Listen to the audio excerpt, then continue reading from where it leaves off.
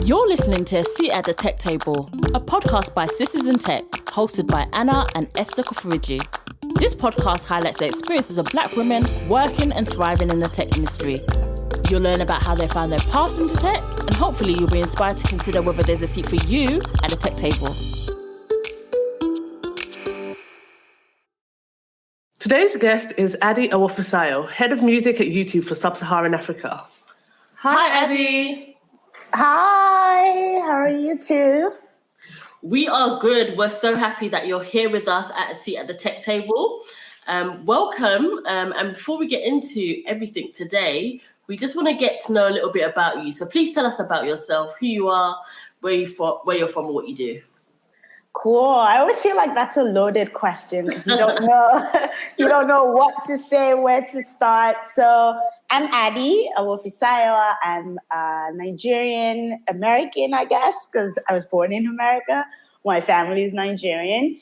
I've been in the tech space for about 15 years, if I'm not aging myself. If not more, actually. What am I saying? Probably even more. I started my career at Microsoft but in finance, and basically kind of pivoted different ways. We could talk more about that.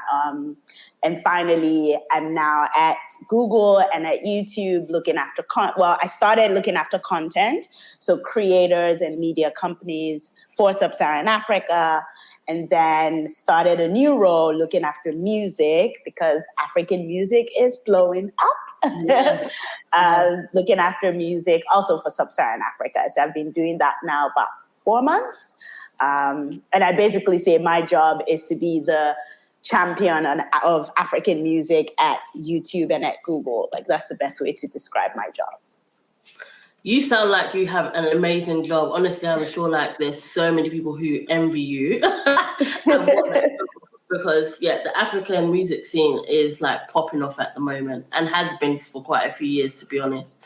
But before we get into your career and your journey and route into what you do on a day-to-day basis or how you got into kind of tech, just tell us a little bit about kind of life growing up. So where were you based? What did life look like growing up for Addy? And when did you kind of like first hear about tech and kind of start getting interested from like a very young age, if that was even the case for you? Yeah, sure. So like I said earlier, I was born in America, spent like about maybe 5 years or 6 years there. Then my parents brought me back and my siblings to Nigeria, which is funny because it's usually the opposite for a lot of people. They were born in Nigeria and then at a young age, they migrated to the States. But my parents went to school in America, grad school. And I think at the time, Nigeria was actually booming and probably even I think the currency was like 1 naira to $1. We were even better. So it made sense to come back home. So it brought us back home. So I spent my formative years, my primary and secondary school years in Nigeria.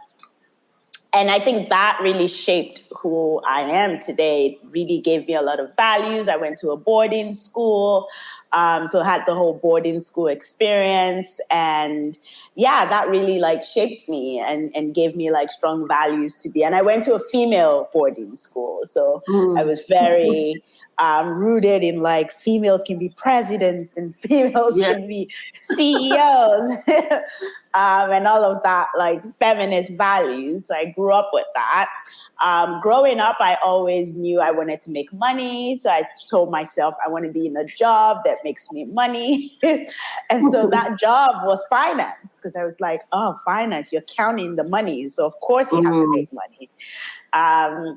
And so, so in school, I did all the commerce classes and knew I wanted to be in finance and accounting. And I actually told myself I want to work at the World Bank. Like I want to work at the biggest bank ever. So after secondary school, moved back to the States, went to UVA, University of Virginia, and I went to the undergrad business school there. And that was when I really started understanding what a career in finance really was, or a career in accounting really was. So I did, internships at Goldman Sachs, at PricewaterhouseCoopers. They were great and fancy, but I just didn't really enjoy it. But I felt like, well, if I want a career in finance, that's what everyone's doing. You're either in investment banking or you're in public accounting, studying for your CPA. Public accounting was super boring. So I was like, not for me. Investment banking was fun, but it was very cutthroat. Like people were like, really. So I was like, I'm not sure that's for me either. So I got this like, okay, I want to do finance, but I don't know like the two industries that I would typically go to. I don't think they're for me. And then, during the course of kind of figuring out what I wanted to do, I remember I met an alum of my school who had come from Microsoft to come and tell us about finance in tech and how you can have a career in finance in the tech industry. So I reached out to him randomly, like after a year, and basically said, hey, don't know if you remember me. His name is Hoke Horn. I still remember him to you today. Wow. And I was like, I don't know if you remember me, but I was like at this like information session that you gave a year ago. I do want to start my career in finance, in like tech. So it'd be great to like, see how I can get a job at Microsoft. And he responded saying, yes, I remember you. Hope you're well. Someone will be in touch. And literally the next day, a recruiter was in touch, sent me an application link. I filled that out. 2 days later, They flew me to Seattle. And literally, like, I think in the space of 3 weeks, I got a job at Microsoft before I graduated. And then that was a thing. Like, before you graduate college at UVA, and especially at the McIntyre School, a lot of people already know from their junior year the job they're going to do when they graduate.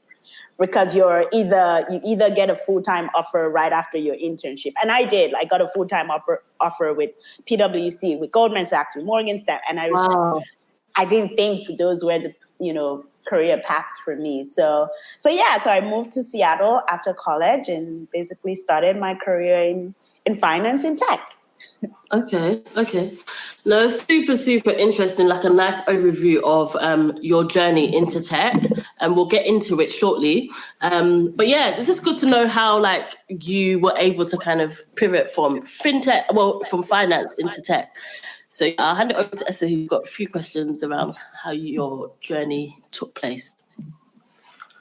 So yeah, I just want to step back a bit actually into your education. So you talked about kind of your experience at UVA, and I'm just wondering, how much of that do you feel helped to inform your decision making and helped you now in your current career? So you spoke about kind of doing the internships and those kind of really giving you the clarity that you needed in terms of what you didn't want to do.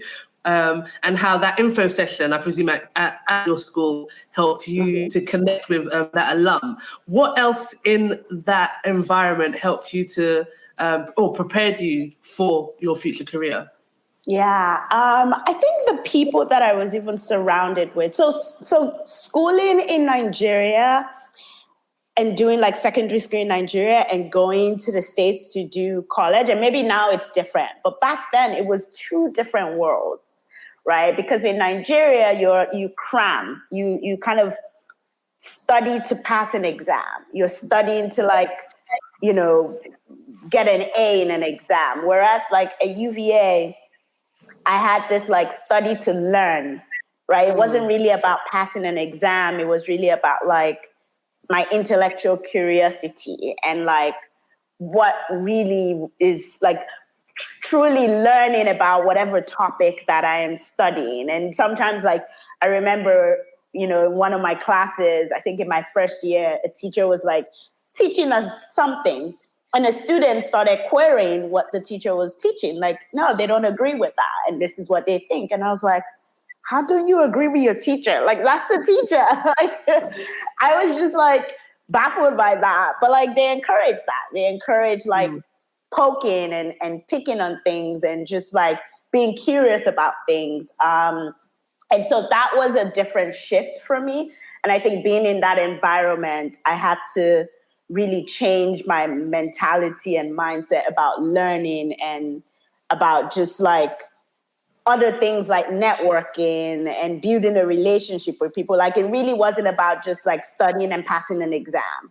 Like it was really about immersing myself in the environment that I was in and immersing myself in other activities and immersing myself, like going for information sessions and just like instead of just studying for an exam, like actually going for an information session and learning about someone's career and meeting them, so that environment was very good for me because it really took me out of my comfort zone, kind of being in the Nigeria education system, which I think is was at the time, again, maybe it's different now, but was very like straight one-way focus. It was really about like passing an exam and getting an A, and that was about it. So I think for me, like I always, for my like cousins and nieces who are in school, I always encourage them. It's not just about the books. It's about the relationships you build, the people around you. It's about being curious. Definitely do internships as early as you can, even from your first year. Like if you can, do that. Like start getting curious about what you want to do, because you have 4 years to figure it out.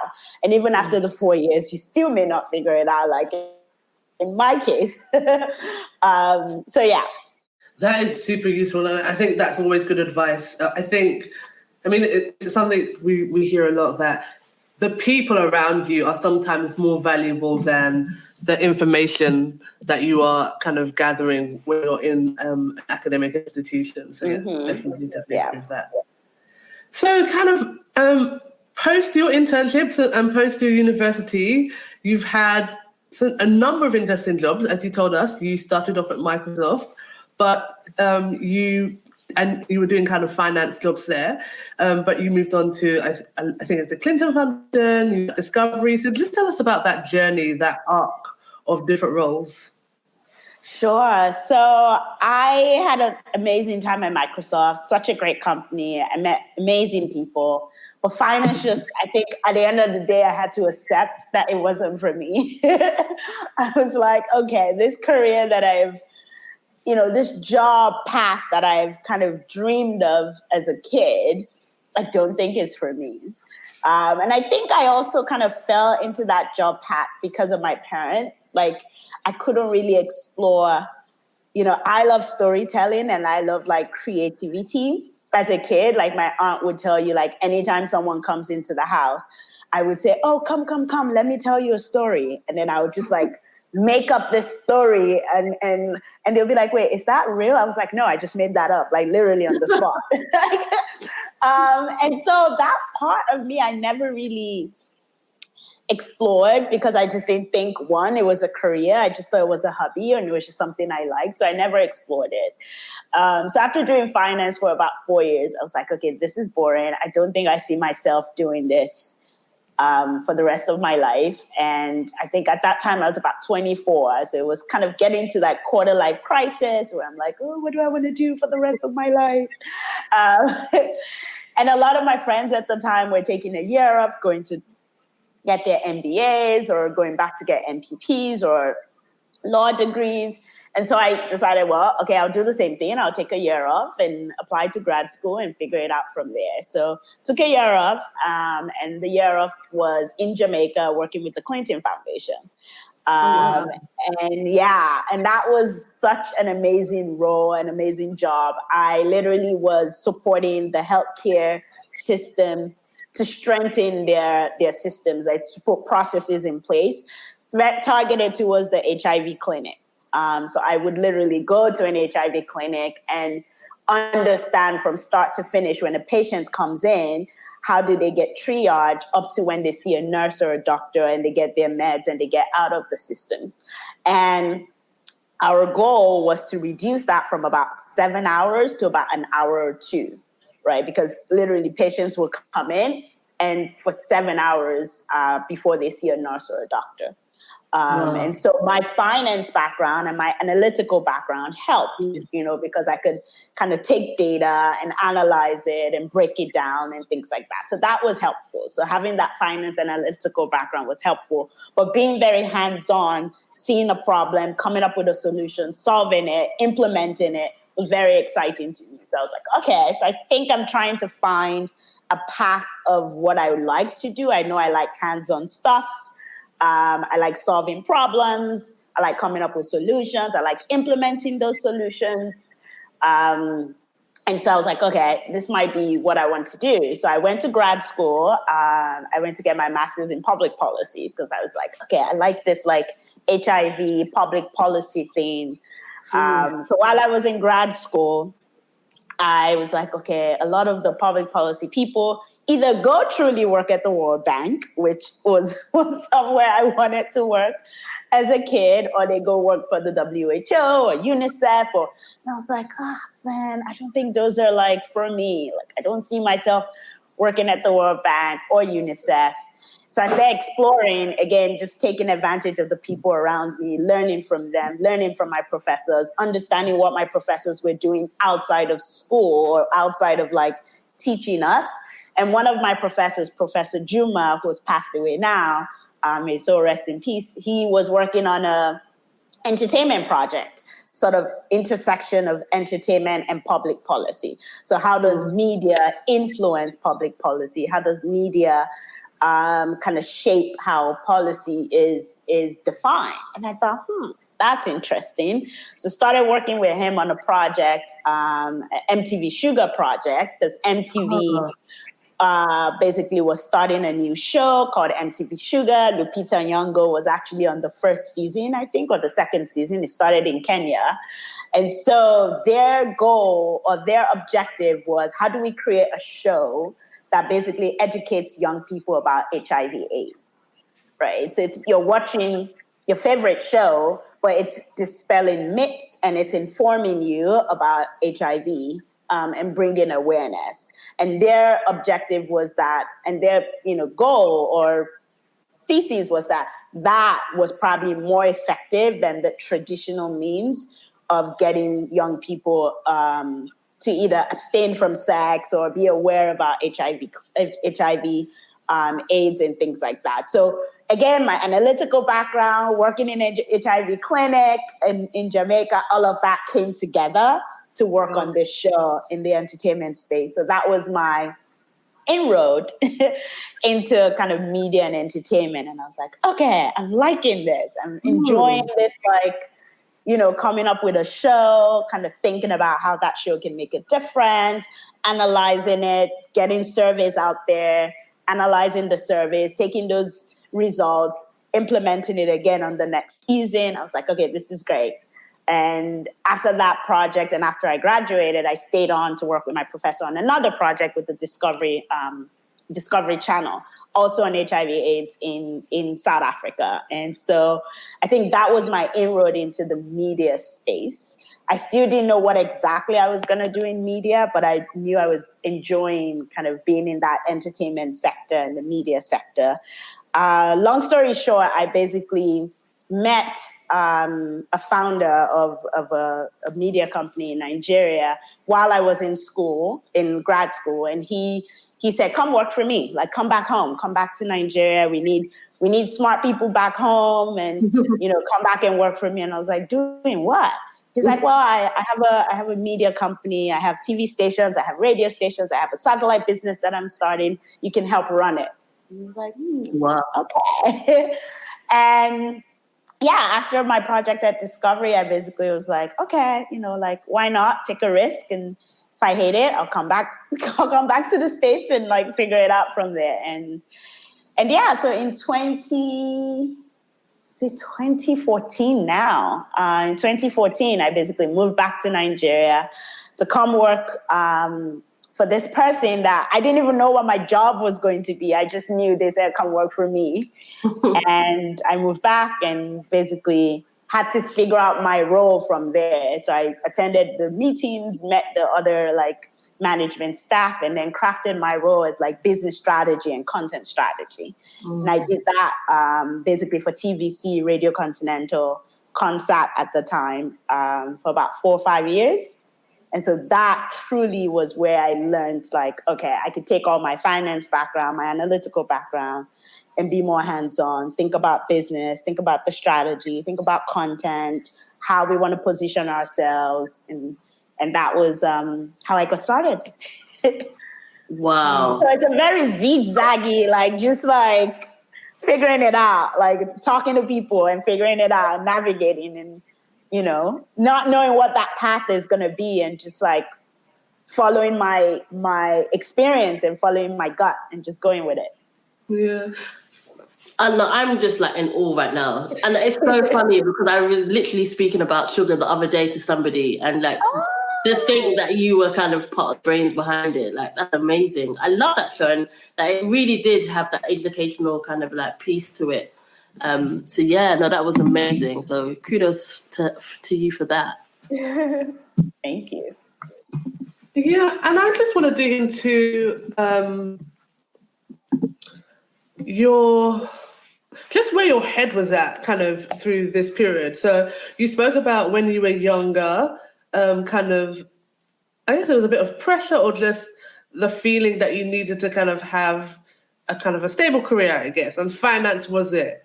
And about kind of dreaming of that job path as a kid and then realizing that it wasn't for you. And I think for some people that could be quite crushing, but you were very, I guess, this is one of the terms of this time, but you were very resilient and you were kind of rolling with the punches to figure out what was for you. And I think that the kind of quality that takes can't be underestimated. But I would love you to kind of help our listeners understand like what it takes to be resilient through that kind of transition. Yeah. It's a tough one. I mean, and even now, like I look back and I'm like, oh, like if I had stayed, if I had done this. But I think one of the interesting things, I remember my dad, they had come to my office at Microsoft and, I had like a glass office and the glass door and my name, like Addy Awofisayo, finance manager, was on the door. And they were so proud. And my dad like took a picture. At the time, I don't even know if they had like camera phones. I think he brought an actual camera and like took a picture of my name tag, took a picture of me sitting in my chair. And they were just so proud to see me in an office because I think for them at the time, you only got an office when you were like a director and a boss. And to have their like 22-year-old daughter in an office with her name and title, they were really proud. So the day I told them I'd quit, they were crushed. They were like, wait, what? What do you mean you quit? Like, did you get fired? I was like, no, I just quit. I don't think this is for me. And it's interesting now, they tell me how like really like sad and they were like actually like praying because they thought something was wrong with me. Wow. But at the time they didn't let me know. I mean, I knew they were sad, but I didn't know how sad. Like I just knew they were like, are you sure? Like, why would you quit a job that's great? Like you're fine, you just got promoted, like we don't get it. And I think my answer was, I just don't think it's for me. And I think for them, that didn't make any sense. Like, how do you quit a great paying job just because you don't think it's for you?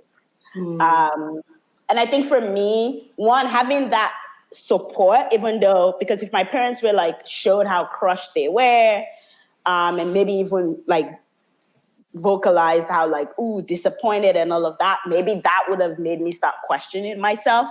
But they didn't. They kind of, I think, held it to themselves and went into prayer mode to like go pray. So having that support system helped. Even my siblings were all like, so what are you going to do next? And I really didn't know what I was going to do. But I think just believing in myself and believing that I would kind of figure out that path and knowing that there was something that I could do that I was going to be good at and I was going to enjoy. And I just had to take a risk to figure it out. Like if I didn't take that risk, I won't be in the role that I am today, that I truly enjoy. That it's like I'm going to concerts and that's job. Like that's my work. Like I won't be in this position today if I didn't take that risk back then. I do have some of my finance analysts, like colleagues, who stayed. And like one of them, Natasha, she's like a finance director now at Microsoft, right? So doing so well. And sometimes I look back and I'm like, I guess that's like the path that would have been for me. If I stayed, I would have been like a finance director, but probably would be unhappy. Maybe not even be a finance director because I won't be happy doing what I'm doing. And so I won't be giving my full and best self to the job. So I think not being afraid to take those risks and try to do them early on, because if I kind of just stayed on and was like, okay, I'll figure it out, it might have been too late. And the later it is, the more, scared you are to take that risk.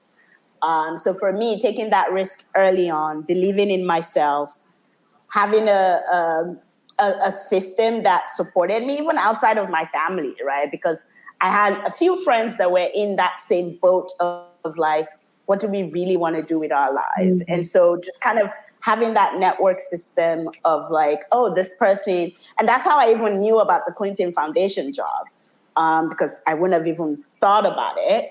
But I was talking to a friend who said another friend just moved to Zambia to work for the Clinton Foundation. And I was like, Zambia? Clinton Foundation? Like, what's she doing? And then she connected me to that friend who told me what she was doing. And I was like, that sounds fun. And she said, oh, we're opening an office in the Caribbean. If you want to get connected to them, like, I could connect you. And that's how I got connected. They told me about the job. I was like, working in Jamaica. Okay, like, that sounds like vacation to me. Why not? And so, yeah, like, just, again, believing in yourself, taking those risks early on, pushing yourself to learn outside of just the traditional means. So again, taking advantage of the people around you, but also just, because for me, sometimes you just see me on LinkedIn, just looking up different people and looking up their paths, or reading different articles about people and how they've navigated, or thinking about like, oh, who are the people I admire? And then, or who are the people I look up to? And then just like Googling them and just like reading about them and just getting inspired by their stories and things like that. I think that really helped me just know that I'll figure it out from there. Okay, so kind of moving on into the space you are right now. You're currently the head of music for Sub-Saharan Africa at YouTube. Just kind of give us a bit more of an idea of what that role is, what your current role is, and what you do. Like, what does that look like? Sure. So music is one of, if not the biggest content vertical on YouTube. A lot of people, when they hear a song, they go on YouTube to find out more about the song. Yeah. Either to find out more about, the song or the artist, or watch the music video. And it's interesting because you can literally go on YouTube and type, you want to bam bam. And the actual music video will come up, right? Like, because YouTube is also the second largest search engine in the world. So you go, you type, you want to bam bam, or you want to chill with the big boys because you don't know the title of the song. and the actual song will come up. And so for me, I work with the artists and the labels and the music companies in Africa to help them get the best out of YouTube, right? To make sure that YouTube is front and center to their strategy for their artists or their label business. So for instance, if Wizkid is releasing a new album, how does he use YouTube to push that album to a global audience? Whether it's through the music videos that he does, or if he has a concert and he wants to live stream that, or if he just wants to tell a story behind the album, like, how can we make sure that YouTube is front and center to his strategy to help him reach a global audience, to help him make money, because you can monetize your content on YouTube, and to help him connect with his audience. Like, how can he do a live chat, like a live show, just talking to his fans and connecting with his fans through YouTube? And so that's kind of basically what I do. So I work with the labels, I work with the major labels, with the independent labels, and then with also just aggregators, with music aggregators who help people who don't have that ecosystem, to help them monetize their content on YouTube. And also just, I think in general, making YouTube the #1 video platform for users on the continent, right? So not just for music, but even for just content in general. If you want to watch your favorite, skinny girl in transit, how can you access that on YouTube? Because before this role, I was doing content partnerships, so focusing on bringing those shows to users globally. Okay, so that's a really, really good description and clear overview of what you do. I guess my question is whether that was what you were aiming for in terms of your career journey. Did you always have your eye on head of music at Sub-Saharan Africa at YouTube, or how did you get to that point of being the head of music there? Yeah, I think if someone told me as a young, even in college, that there was a job called head of music, I really won't know what that job is and what that job is about. Or even content creation and working with creators and influencers. I'd be like, huh? So yeah, no, I had no clue, kind of what I knew. I think once I started my career in the media space, working, at TVC, at CBS, and doing business strategy and content strategy, I knew I wanted to tell stories, kind of going back to my childhood where and when my aunt told me that, as a kid, I used to do that, I actually got so emotional because I was like, oh, wow. There it is. That's what, that is me. That's what I've always wanted to do, but I just didn't know. And I didn't have an understanding of if that was a career or what that even meant. But I always knew how impactful stories were to me. I remember sitting in front of the TV watching Tales by Moonlight as a kid, and just getting immersed in the stories. And even when the story would end, I would imagine other things that could have happened. So I knew I wanted to tell stories. I knew I wanted to be in that space where I could impact people positively through media. And so what that job was going to be, I didn't know. And so, but being in that space was important for me. So starting my role in kind of leading our business strategy and then influencing our content strategy and kind of what type of shows we put on the channel and what type of shows we created, really helped me figure out okay, even if I'm not the Shonda Rhimes coming up with the story, I could impact the Shonda Rhimes. I could help create an ecosystem that makes, the storyteller thrive. And so YouTube, actually going into YouTube wasn't necessarily something I knew I want to work at YouTube. Because once I knew okay, I needed a new challenge after I'd done about 5 years in the CBS TVC space, I knew I wanted to go back to tech. And I knew that tech companies were already entering the media space and were becoming even more influential than your traditional media companies, right? And I was working in traditional media. And I knew tech companies were going to be the future of media. And so I was like, that's where I want to be, because that's where I'll be able to learn and really figure out this whole media and entertainment space. And so I had I think they call them the FANG, Facebook, Apple, Amazon, Netflix, Google. So I had them on my wall, okay, these are the companies that are in the tech space and are in the media space. How do I get into one of them? So I started my research, okay, Facebook, what are they doing? Apple, what are they doing? Amazon, what are they doing? Netflix. Or Netflix was actually the most obvious one because I was they're the ones they're creating content, they're creating, movies, that's probably where I need to be.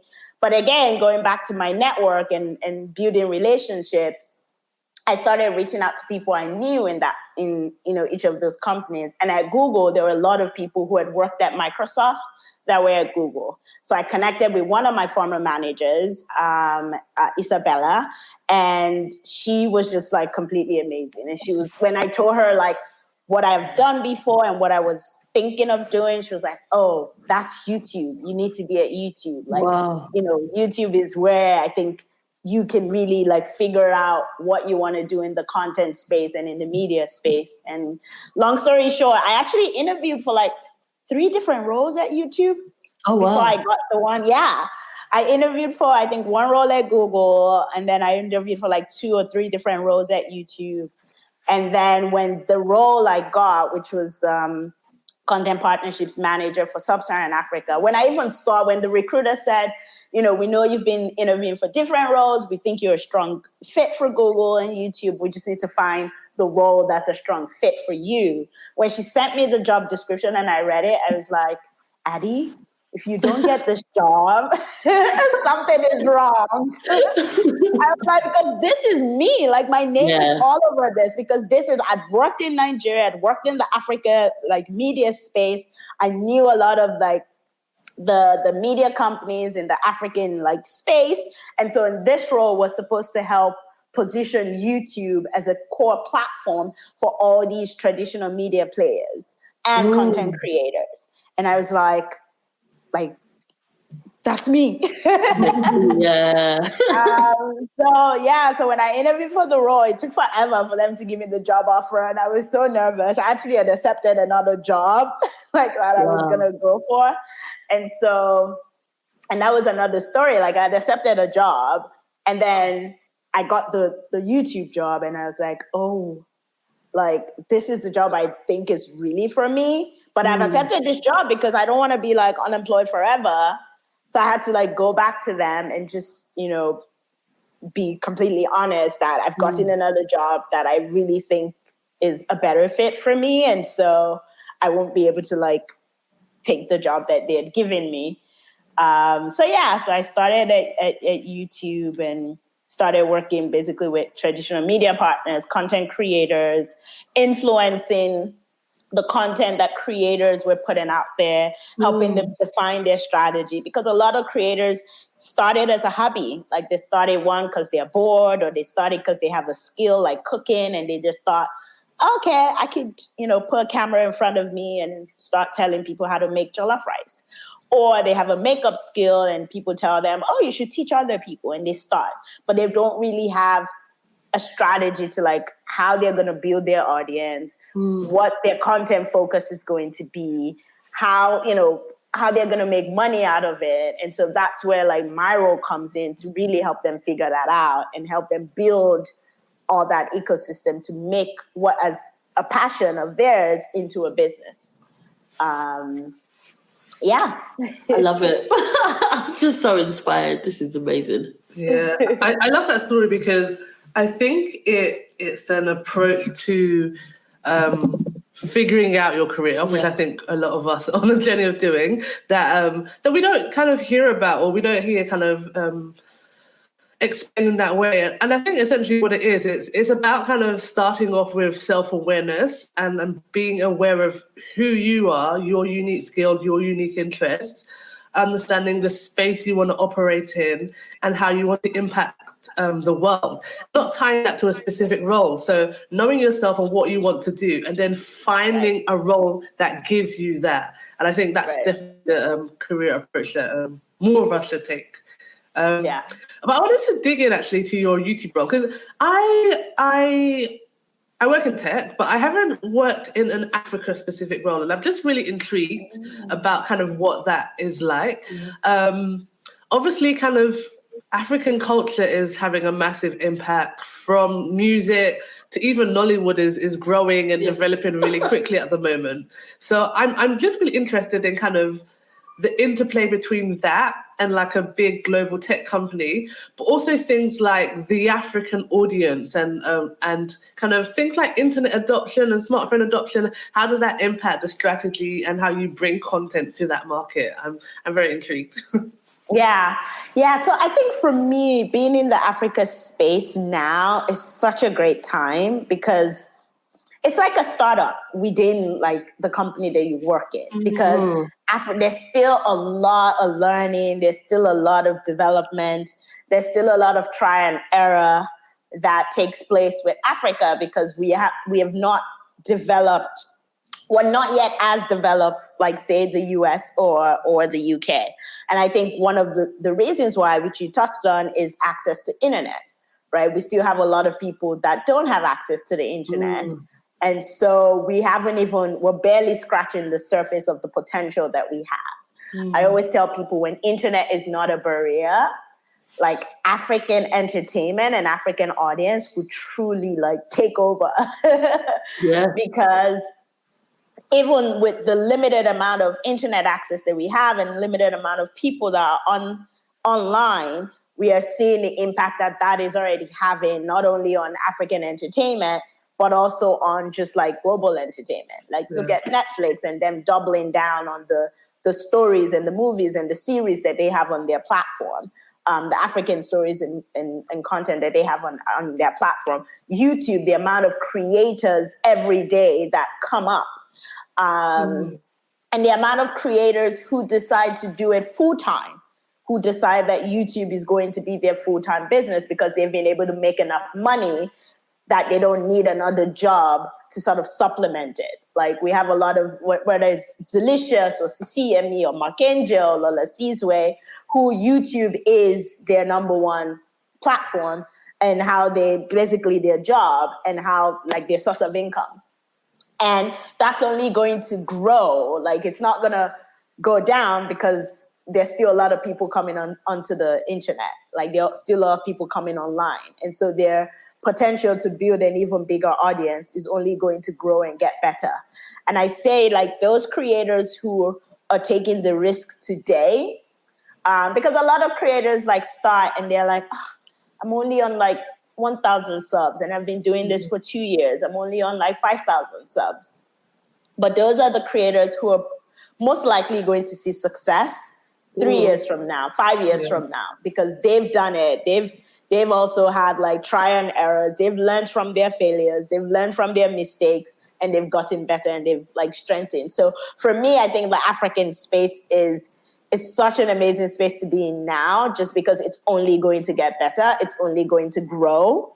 The opportunity is only going to get bigger. And that's exciting, right? That's exciting to be in that space and be one of the people who are shaping what that looks like, who's influencing what that looks like, whether it's on the content creation side or on the music side. And I always say, like, I'm just so, what's the word? Anticipation of what this is going to be like 5 years from now. Because you look back and you be like, I can't even believe we're here. Because I know when, we were still trying to like explain to maybe AIT why they should have a YouTube strategy. Or, but it'll just become the norm. Like it'll just become what people do. So that's exciting. And I'm looking forward to that. Yeah. And I think one thing I did glean from what you said is, I think both in terms of whether you're a content creator or you're somebody who works in tech or any industry really, having like a 10-year view of what you're doing is going to help you to kind of just be more patient and to see the gains over time rather than trying to be too impatient and trying to have things happen within 6 months and stuff like that. And just kind of jumping off of what you've just been saying, I'm interested also in the interplay between kind of Sub-Saharan Africa, audiences and creators there, and the diaspora. How does the diaspora fit into your thinking? Yeah, the diaspora plays a big impact on, I think, just African content going global, right? Because, we always say, there's someone in America or in the UK or in India or in China that probably has an African friend or probably has a Nigerian friend. And that friend is connected to the content, the movies, the stories, the music that's coming out of the continent. And they are consuming it. And because they're consuming it, their friends and their network are also experiencing what they're consuming. And so that enables the content to travel much faster. I remember like back in the days, for someone, maybe 10 years ago, for someone to hear Two-Face music, they had to have a CD. right? And so for someone in the UK to listen to that sound, they have to have a friend that's coming with a CD to deliver it to them, for them to be able to listen to it. Now, you hear it, on radio or something, and you're not waiting for a CD to go and discover that artist. You're going online. You're going on YouTube. You're going on your Spotify or, whatever platform you use to go and search for that artist and discover that artist. So the internet or the diaspora has helped kind of expand the audience of our content, but the internet has helped block the barrier to entry, right? It has blocked it has kind of taken down the gatekeeper, because anyone can go online and search for a Two-Face song or search for You Want to Bam Bam and like figure out who this artist is. That still like blows my mind when I literally actually went and typed You Want to Bam Bam and it came up. Because I didn't know the title of the song. But yeah, so I think those two things are so powerful and have been and are going to continue to get powerful in just pushing our music and pushing our sound and pushing our content. Now Netflix has African Stories, Blood and Water, for instance, that was like #1 in multiple countries globally. That's pushing our stories and our culture out there. And so I think, the internet and the diaspora play a big impact. We actually had an event in Ghana at Afrochella, last month, in December, last year. And one of our panels was the effect of the diaspora on African music. And, we had basically people who are in the African music space, but talking about how they've seen the diaspora impact the growth of African music. And Bozoma St. John, who was one of the people on the panel, talked about how, at Apple, I think she gave a speech at one of like the Apple conferences, and she played a sound from Ghana. She played like an artist music from Ghana, and literally like a couple of days later, that song became #1 or something like that, because people were curious about the sound and people were searching it and consuming it. And so that was someone who was in America, but is from Ghana, knows and is connected to music back home, and was basically playing it in a conference of like 10,000, 20,000 people. So that is the effect of the diaspora, right? That is the effect of having people in all these other countries who are sharing, the sound and the content with other people. Yeah, I love that. And I have kind of, it's not really a similar story, but it's just this idea of kind of cross-pollination across platforms and across countries. I was watching a TikTok of a girl from the United States who had gone to Ghana and was at the YouTube event at Afrochella, and she was watching Bozoma speak. And it's just like, we're all kind of connected, and all these different platforms are kind of teaching us about different cultures and what's happening around the world. I love that. I have one more question in this route. Because I'm obsessed with Africa and kind of content and culture and stuff like that. Yes. My last thing is about language, actually. So a lot of the content, African content I consume is in English, maybe a bit of kind of peripheral Edo or Yoruba, because that's kind of part of my culture as well. But I always feel like I'm missing out on maybe Francophone, or was it Lusophone? I'm not sure if that's the correct term. And how do you think about other languages in terms of your strategy as well?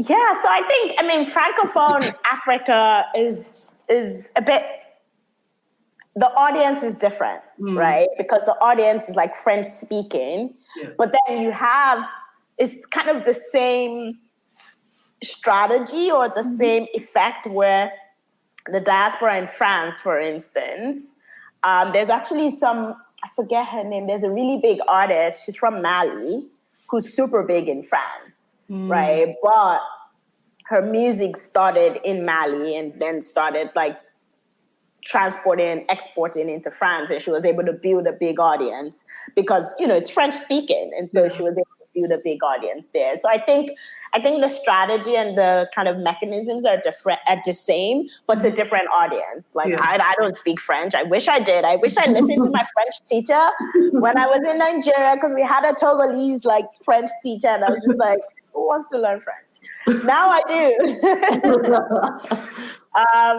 But yeah, so I think it's different. Same with Portuguese, right? It's a different audience. Probably not as big as the English-speaking audience. And so maybe we don't see the same effect. But for someone like, and I need to find her name, it's called AV something, it's a long name. Like this artist who's from Mali, but then now is like a big artist in France and has a huge audience. For her, like that's a success story. Like that's an export strategy. I think the other language is maybe like our local dialects. So you talked about like Yoruba, and Igbo, or Pidgin. Those, again, won't travel as far because of the language barrier.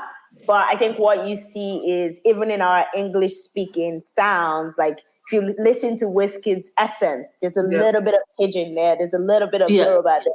And people would sing it. I mean, I think the best example is probably Peru with Fireboy and Ed Sheeran, where like Ed Sheeran is singing "One you want me, one you want me." I don't even know if you understand what he's saying. Well, like he's singing it, right? Because music kind of doesn't have like language barriers. People can sing and dance and kind of enjoy the sound without truly understanding what it actually means. I think it's the same thing with this "You Want a Bam Bam" song. Like someone was actually breaking it down and saying it's like an anti-cultist sound. And like I like had no clue. I was just thinking, all of us, you know. And so I think language, obviously English, because it's probably more widely spoken, maybe that allows it to travel to a bigger audience. But it's the same strategy with Francophone. It's the same strategy with like the Portuguese speaking, I think, in terms of audience, diaspora and internet kind of helping make it travel far. Love it. So you've had such like an inspiring journey, and like I've really enjoyed what you've been saying so far. But like I wonder, and I think it will be really interesting for our listeners to really understand some of the challenges, or some of like the biggest challenges you've faced, kind of like going through and kind of progressing in your career. So if you're happy to kind of share some of that with us, and some of the learnings and things you would do differently, maybe. Yeah. So I've had breaks in my career that were very scary, right? Because I'm like, what am I doing? Like, again, when I quit Microsoft, I didn't know what I was going to do next. So I had like, I think a 6 months break of just like being unsure of what I was going to do. I knew I was going to apply to grad school. So that was kind of my safety net. But between then and applying and then going into grad school, I had no clue what I was going to do. And so that, I think for me, was a big challenge of just like navigating that experience.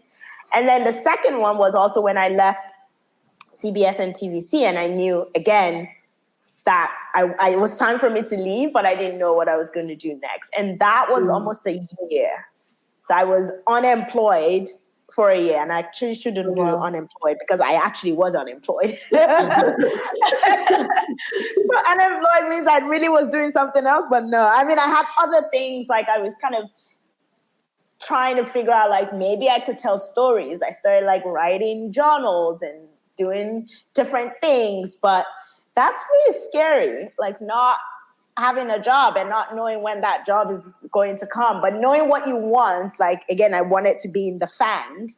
Like that was, I was like, I want to be in tech because tech is what I think is going to influence media. And tech is going to change the way people consume media. And it's going to so I knew that's what I wanted to do. So I wasn't applying to anywhere else. I was basically very focused on those like 5 companies. And then I narrowed it down to even like 3. And there were other opportunities. Like I said, I accepted another job because after like 9 months of not getting something, I was like, okay, maybe I need to start looking at other companies. So I started exploring other companies. I started like figuring out, but I knew I wasn't going to be happy. I thought it was just going to be a stopgap to what I really wanted to do. And so kind of taking that risk is not, is not for the faint-hearted. But again, just believing that this is the path that you want to take, and you're just going to just like be very laser focused on it. Because again, if I wasn't laser focused and I was kind of like everywhere, then I probably won't land in. And also the learning and the people I met and the experiences, a lot of those people who were interviewed me but didn't even give me the job, like I'm still connected to them today. One of the Google interviewers who interviewed me but didn't give me the role, I think once I finally got hired, I think they notify like all the other people like, oh, this person is not hired, because randomly the guy sent me an email and said, welcome to Google. And I was like, how did this person know? So I think those, not being afraid to take those like breaks and just like really figure out. I remember then like a lot of my friends be like, are you sure? Like it's been 6 months, it's been 7 months, it's like 11 months, but those are people today who are like, oh, your job is so cool. So I think not being afraid to take those risks, but not taking risks blindly. Like you can't just be like, oh, I'm going to quit this job and I have no clue what I'm going to do and zero idea. Like have some idea and even like try and get into that space in one way or another. If it's even volunteering, like now I actually do want to start telling stories. Like I'm like, okay, I think I've gone through like building an ecosystem that supports the storytellers, creating a business strategy that helps the storytellers like make their stories, earn them money. Now I want to start telling those stories. So now I'm going to do that in like a volunteer capacity, like working with storytellers or content creators to actually create stories. And that's something I want to do next. And so I'm not going to quit my job to go do it.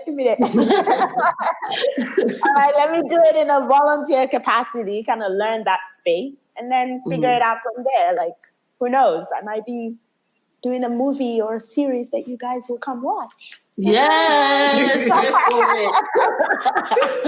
I'm here for it. Oh my God. And definitely kind of going down that path a little more. Kind of one of the final things we just want to dig into with you is hobbies or side hustles, or like you say, volunteering. What does that side of your life look like? Yeah, so I think hobbies, like my new husband, actually tells me, he's always like, you need to do stuff outside of work. But the thing is, because I truly, truly enjoy what I do, like it doesn't feel like work. Like I truly enjoy, working with an artist and figuring out like what their album rollout strategy would be and how they're going to have like listening sessions, or how they're going to take advantage of like YouTube as they're figuring out their album, or working with a content creator and figuring out like, okay, this is your audience and this is your niche. So maybe you need to create, like I worked with I Am Dodos, who's a beauty creator, and worked on one of her shows for all the girls, or to all the girls. Because I told her, I was like, see, you already have an audience that's predominantly female. You're in that beauty and lifestyle space. Why not do a show where it's just you and your friends talking about life? Like just talking about different things that girls would talk about, that females would talk about. And she made it into a show. What's the name of the show? Sorry, what was that? To All the Girls. So if you I've watched. Oh my gosh, I'm just like I stay on YouTube clearly. Exactly. Oh, I love it. And then I'm working with another content creator now who's a cooking creator, and also trying to figure out like how do we take that cooking expertise and make it into a show, right? And make it into a fun thing. So for me, those are my hobbies, but that's also tied into like my job and what I do.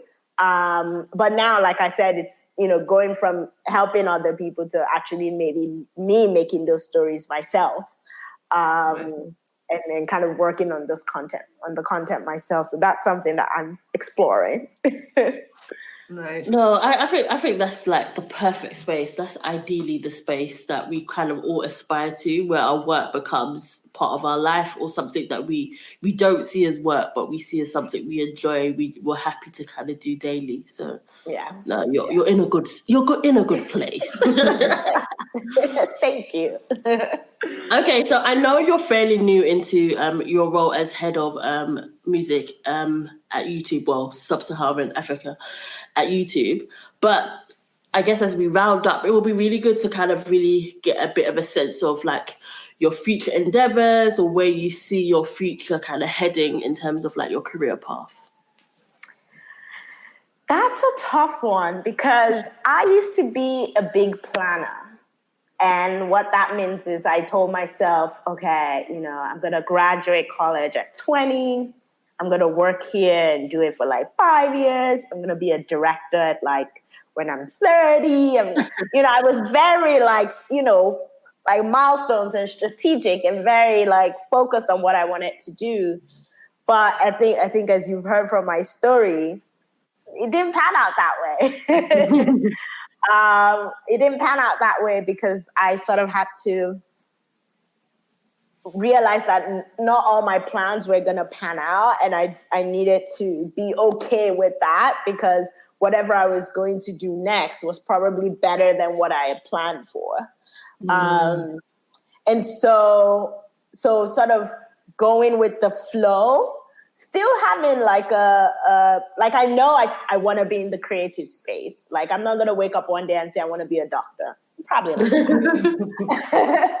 Like, I know I want to be in the creative space. I want to be in the media and entertainment space. I want to influence how the African media space takes shape, because again, we're kind of in this startup phase where we're evolving. So I know I want to be in that space.